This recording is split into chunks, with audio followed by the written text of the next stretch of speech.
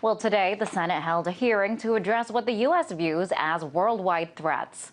From the rising power of China to cyber war concerns to Iran's nuclear program, the U.S. is finding much to fear these days. It was once al-Qaeda considered to be America's top threat, but today it seems Iran is what scares the U.S. the most. This despite Iran and even top U.S. military leaders coming out and saying the country is not building a nuclear bomb. So what is behind all this fear-mongering going on today? Well, Ray Mcgovern, former CIA analyst, joins me now. Welcome to the show, Ray. So the number one fear in the U.S. today seems to be Iran. You know, from our government leaders to the GOP presidential candidates, we're seeing these debates. It's almost like a competition of who can be tougher against Iran. So, I mean, do you think that these fears are justified? They're not. It's a synthetic stoking of fear. And you use the word synthetic, yeah, meaning they're made up. Elaborate. It's manufactured. If you look at the polls, 70% of the American people believe that Iran already has a nuclear weapon. That's exactly the same percentage of people in 2002 who were persuaded by what I call the fawning corporate media to believe that Saddam Hussein was working on a nuclear weapon. It's bizarre. What do the defense ministers of America and Israel say? They say, as Panetta asked himself on Face the Nation, are the Iranians working on a nuclear weapon? No. What does Ehud Barak say in Israel, his counterpart? He says, you know, if the Iranians were working on a nuclear weapon, they would have to kick out the UN inspectors. We would know that, and they don't want that at all.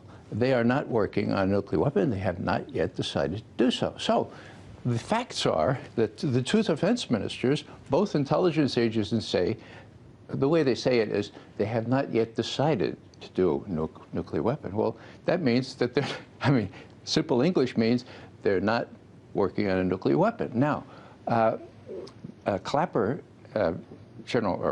former General Clapper, who's the head of national intelligence, and Petraeus, they almost wore out the subjunctive mood. You know, it was always, if the Iranians decide to go for a nuclear weapon, if they choose to do so. You know, it's like going to war in the subjunctive mood, and that's precisely what I was criticized for saying we did 10 years, it's exactly 10 years ago before Iraq, going to war on an if, on a contrived synthetic if. I've never seen the like of it. Now, you said earlier, 70% of Americans believe Iran currently already has a nuclear bomb. I mean, what could be behind that misconception? Well, I mean, something that is totally not factual. Really good question. You have to take 5 steps back and say, what is this all about? Is this about a nuclear capability in Iran? No. You know what it's about? It's about regime change. We haven't changed the regime in Tehran in 59 years. Don't you think it's about time that we changed the regime in Tehran? The Israelis lost big time when we went into Iraq because the big beneficiary of our escapade in Iraq was Iran. Now they've lost Egypt to the south, they've lost Turkey to the north. They want regime change in Tehran. Unfortunately, their influence among U.S. policymakers is so strong that they constructed this imaginary threat about this nuclear weapon so that they can do sanctions, that they can do $400 million worth of covert action in Iran to perhaps elicit a reaction from Iran where they can zap them with military means. That's what the name of the game is, and people should realize that because, you know, it's very, very close to the kind of situation that happened exactly 10 years ago. It's almost bizarre. Deja vu all over again. This time, it's not Iraq. This time, it's Iran. And Israel is a big decision maker here. Now, what was really interesting is Dianne Feinstein, who's a very pro-Israel person, admitted that she had been meeting this over the weekend with the head of Mossad, the Israeli CIA. So did Petraeus. Well, what were they talking about? The Iranian threat. Well, you know, why don't they talk to the Iranians about the Iranian threat? The Iranians are willing. You know, it's really, really, really unconscionable the way the Americans are being rallied around a new war with Iran, and it's got to stop. Well, I want to ask you, if the motivation is regime change, who stands to benefit from such a change? Israel does. You know, Iran is the sole remaining superpower. We're the sole remaining superpower. They're a regional power in the Middle East. They have a good sized army, navy, and so forth. Now, Israel doesn't want to have to compete with that. And so they resort to all kinds of hyperbole. Here's Haaretz, the relatively progressive Israel newspaper, saying that President Shimon Peres said today that Iran is not only seeking regional, but, quote, even global hegemony. Iran wants to be king of the world. You know, that's hyperbole on steroids. We ought to recognize it as that.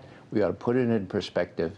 If the Israelis want us to zap the Iranians to get rid of the regime that's in power, the American people should know that before they send their sons and their daughters into war with Iran. Absolutely. Americans should be as informed as possible before making such a big decision as going to war. You know, we have heard from high-level military leaders, even here in the U.S., that Iran does not have a nuclear weapon. So why don't we hear more talk about this? Well, I think it has to do with who controls the media. The media is controlled by what President Eisenhower called the complex, the military-industrial complex, and they make big money out of wars. It's also dominated by pro-Israeli people. I mean, look at who does all these shows. Look at the New York Times. They wouldn't even, the New York Times and the Washington Post wouldn't even report some of the things that Panetta and Ehud Barak said. So there are great forces in this country that, and particularly in a political year, which make me fear that Netanyahu, who really has the initiative here.